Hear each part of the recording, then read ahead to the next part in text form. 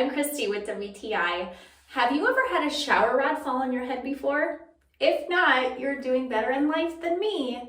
No worries though, because I just upgraded our shower rod.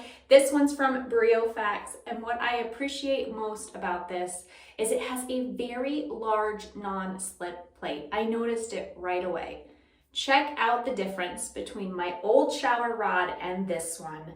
The little grippy circle is about twice the size. This is a black finish, which I love. We have a lot of black accessories in our bathroom, so it's perfect, but you can get it in different finishes. It's corrosion resistant. It's made of stainless steel. You're not gonna have to worry about it rusting. This is a tension-based rod. It's incredibly easy to install. It comes in different sizes as well. This one is the 43 by 73 inch. So just measure your space, make sure you get the right one. But I like the design too. The end pieces are very simple, nothing big or very ornate, which I love.